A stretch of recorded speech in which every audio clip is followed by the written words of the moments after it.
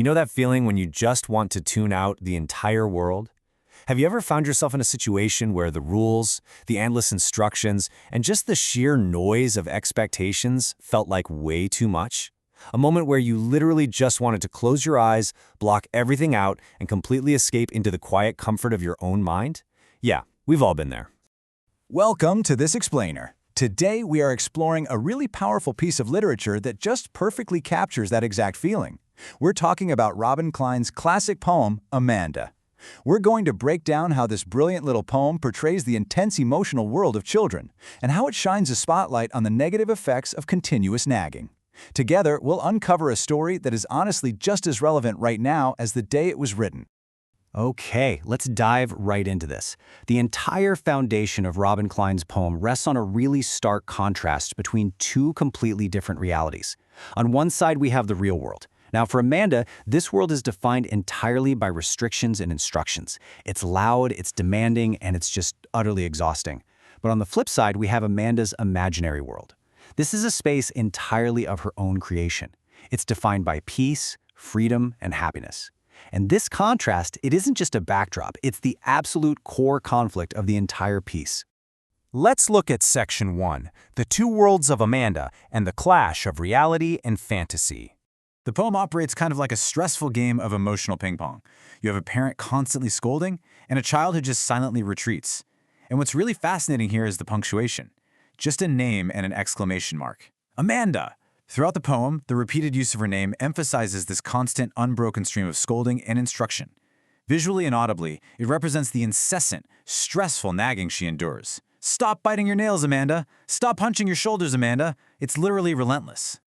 So who actually is Amanda? Well, it'd be super easy for a frustrated parent to label her as just a misbehaving or inattentive kid, but that's entirely missing the mark. Amanda is a young girl who deeply, desperately desires freedom. She's highly sensitive and incredibly imaginative. She isn't acting out of malice here, she's genuinely disturbed by the constant instructions just raining down on her all day. Her retreat into fantasy isn't disobedience at all, it's a vital coping mechanism to avoid all that stress and pressure. Moving on to Section 2, Escaping Through Imagination, Exploring Cause and Effect. You can see the whole dynamic perfectly mapped out. On one hand, the parent's instructions are sharp and incredibly fast-paced. Stop slouching, sit up straight, clean your room, don't eat that chocolate. And in direct response, Amanda's escapes are slow, expansive, and super dreamy. To escape the posture police, she becomes a mermaid. To escape her chores, she's a wandering orphan. And to escape the emotional policing, well, she becomes Rapunzel, all alone in a high tower. Let's break these down a bit, starting with the mermaid. The parent demands that Amanda sit properly and behave well. Now Amanda doesn't talk back. Instead, she completely removes herself from the physical constraints of a chair and a room. She imagines herself as a mermaid, just drifting peacefully and completely alone in a calm green sea. It's a fantasy world utterly free from gravity, free from posture rules, and most importantly, free from the constant nagging. Next up comes the instruction to clean her room, finish her homework, and avoid chocolates for her health.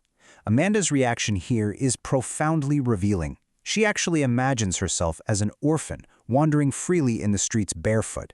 I mean, think about that for a second. Being an orphan is universally considered this tragic, sad status.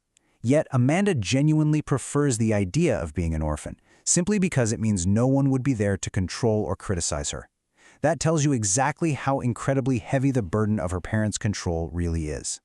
Finally, the parent tells Amanda to stop sulking and being so moody. Amanda's ultimate escape is to imagine herself as Rapunzel, the fairy tale character with the really long hair who lived in a tower. But there's a crucial twist here. Amanda explicitly says she would never let her hair down. There's no way she wants a prince to come rescue her. She wants to remain utterly alone and completely free from any outside interference. It is the absolute ultimate desire for isolation. All right, Section 3, The Poet's Toolkit and the Mechanics of the Rebellion. To understand how the author brilliantly builds all this tension, we first need to look at alliteration, which is the repetition of consonant sounds. Check out this line from the poem. Stop that slouching and sit up straight. Listen to those harsh, hissing S sounds. Those aren't an accident. They perfectly mimic the sharp, strict, and scolding tone of the parent. You can almost literally hear the snapping of fingers in those words. The second major tool the poet uses is metaphor. The mermaid, the orphan, the Rapunzel bit, these aren't just random, spaced-out daydreams of a distracted kid. They're incredibly powerful metaphors. They symbolize a child's deep, desperate craving for independence, for peace, and for autonomy over her own life. Section 4. Understanding the Silent Rebellion through its structure and tone. So, the poem does not follow a fixed rhyme scheme. It's written in free verse. And this structural choice is just a masterful reflection of the core theme. The parent is trying so hard to force Amanda into these rigid, predictable, perfectly behaved little boxes. But Amanda's mind, and the poem itself, just flat out refuses to be contained. The free verse reflects her beautifully unstructured desire for absolute freedom.